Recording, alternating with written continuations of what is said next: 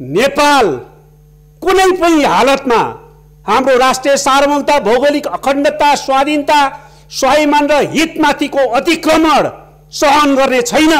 नेपाली माथिको हेपाहा व्यवहार र यस प्रकारको उत्पीडन कार्य सहने छैन। यसका निम्ति भारतले अविलम्ब नेपाल र नेपाली जनतासँग सार्वजनिक क्षमायाचना गर्न माग गर्दछु। आफ्नो निहित स्वार्थका निम्ति विदेशी हस्तक्षेपमा रम्ने र कतिपय बेलामा विदेशी हस्तक्षेप नै आमन्त्रण गर्ने प्रवृत्ति देखाबाट पनि विदेशी हस्तक्षेप नेपालमा भित्रिने अवसर प्राप्त भएको छ।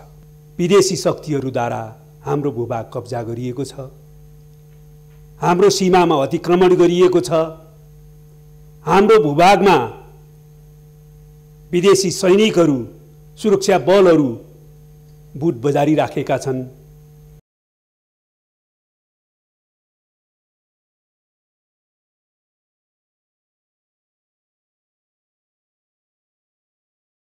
माननीय नारायण काजी श्रेष्ठ, समय 15 मिनट।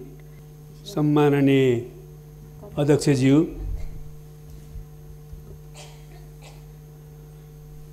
विश्वभर साम्राज्यवादको बिगबिगी भएको बेलामा, सबैतिर उपनिवेशवादको बिगबिग भएको बेलामा, हाम्रै महादेशमा पनि हाम्रा वरिपरिका सबैजसो मुलुकहरू साम्राज्यवादी शक्तिहरूको उपनिवेश भएको बेलामा पनि हाम्रा पूर्वजहरूले, हाम्रा पुर्खाहरूले हाम्रो देशलाई कहिल्यै कसैको प्रत्यक्ष उपनिवेश बन्न दिनु भएन र स्वाधीन र स्वतन्त्र देशको रूपमा नेपाललाई, यो मुलुकलाई खडा गर्नुभयो। त्यस्तो स्वतन्त्र र स्वाधीन देशको नागरिक हुन पाएकोमा आज पनि हामी गौरव गर्छौँ।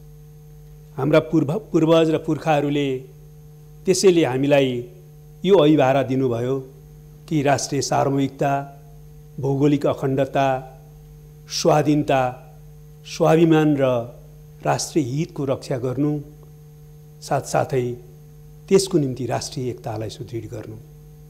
आज पनि हामी हाम्रा पूर्वज र पुर्खाहरूले दिएको यो अभिभारालाई सिरोपर गर्छौँ। यस संसार अगाडि बढ्नु र यसलाई पुरा गर्नु आफ्नो कर्तव्य ठान्छौँ र त्यसमै हामी दृढतापूर्वक अगाडि बढिराखेका छौँ। तर यो कर्तव्य पुरा गर्ने सिलसिलामा हामीलाई थाहा छ, हामी सचेत छौँ कि अझ पनि हाम्रो मुलुकको राष्ट्रिय सार्वभौमिकता, भौगोलिक अखण्डतामाथि अतिक्रमण गर्दै विदेशी शक्तिहरूद्वारा हाम्रो भूभाग कब्जा गरिएको छ, हाम्रो सीमामा अतिक्रमण गरिएको छ, हाम्रो भूभागमा विदेशी सैनिकहरू, सुरक्षा बलहरू बुट बजारी राखेका छन्।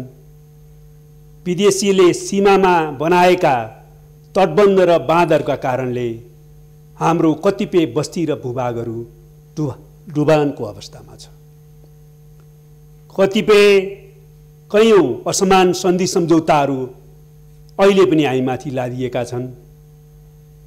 हाम्रो नेपालको आन्तरिक मामिलामा हस्तक्षेप गर्ने प्रवृत्ति कायम छ र हस्तक्षेप भइराखेकै छन्।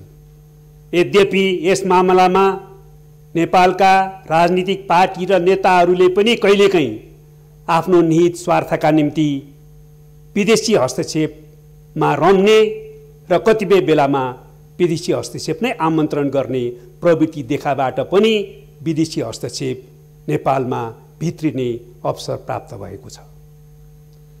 त्यस्तै गरी नेपालको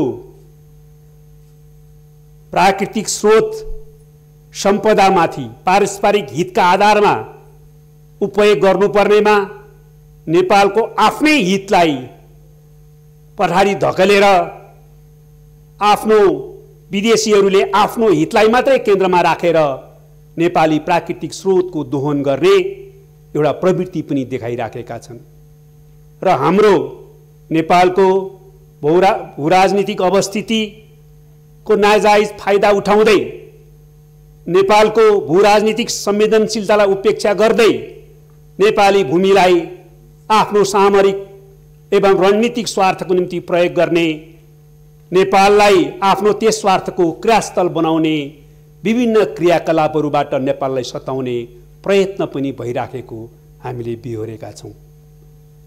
हामी यो सबै प्रवृत्तिप्रति सचेत हुँदै नेपालको राष्ट्रिय सार्वभौमिकता, भौगोलिक अखण्डता, स्वाधीनता, राष्ट्रिय स्वाभिमान र हितको रक्षा गर्न कृत सङ्कल्प हुँदै सङ्घर्ष गरिराखेका छौँ र यो सङ्घर्षलाई हर हालतमा सफलताको बिन्दुमा पुर्याउनेमा हामी दृढ छौँ।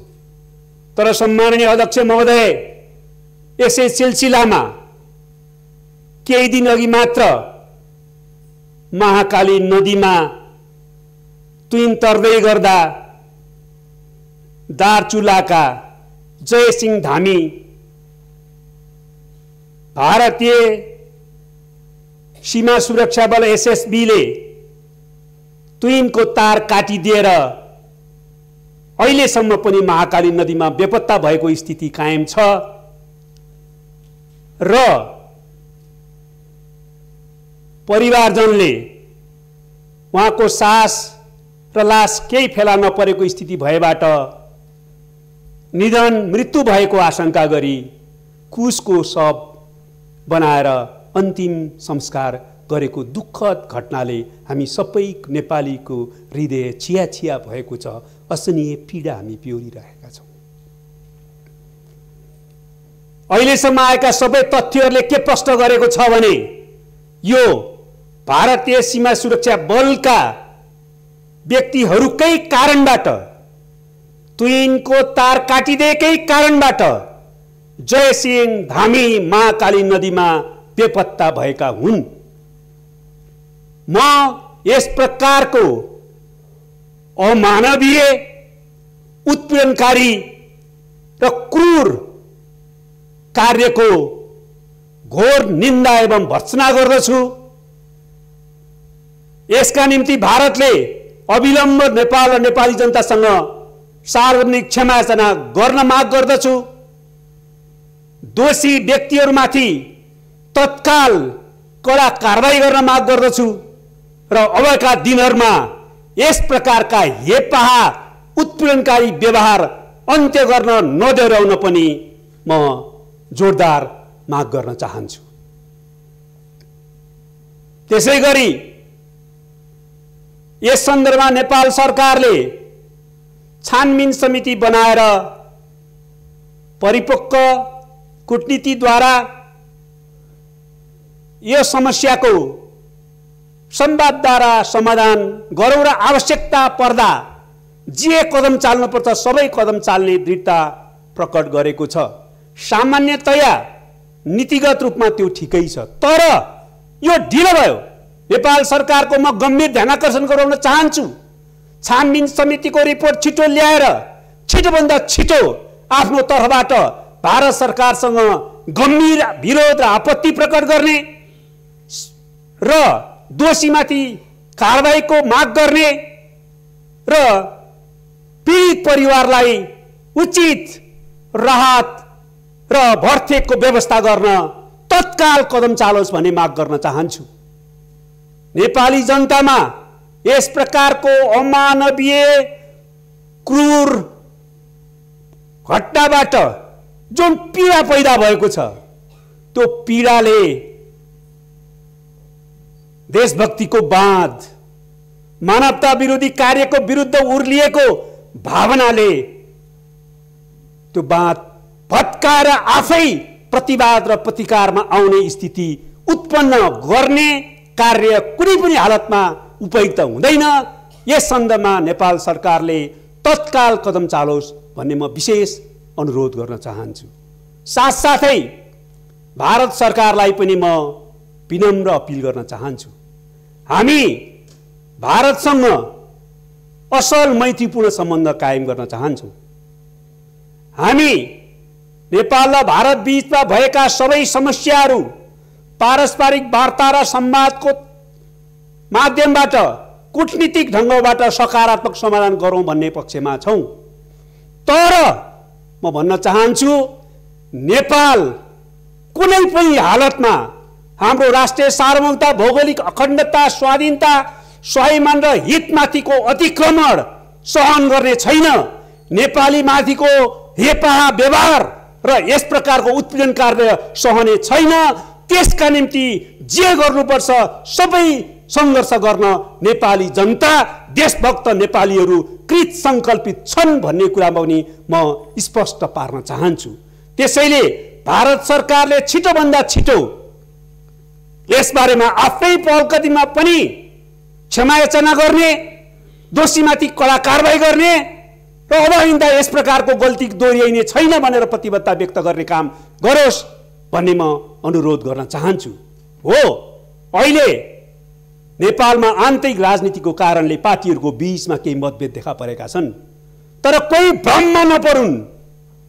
आवश्यकता पर्दा सारा नेपालका राजनीतिक पार्टीहरू, नेपालका सबै सामाजिक शक्तिहरू, सम्पूर्ण नेपाली जनताहरू राष्ट्रियताको पक्षमा एक ढिको भएका छन्, अब पनि एक ढिको हुन्छन्। त्यसैले गर्दाखेरि हामी नेपाललाई हेप्ने, नेपाललाई अतिक्रमित गर्ने, नेपालीप्रति दुर्व्यवहार गर्ने कुनै काम कसैले नगरोस् र सच्याओस् भनेर अनुरोध र अपिल गर्न चाहन्छु।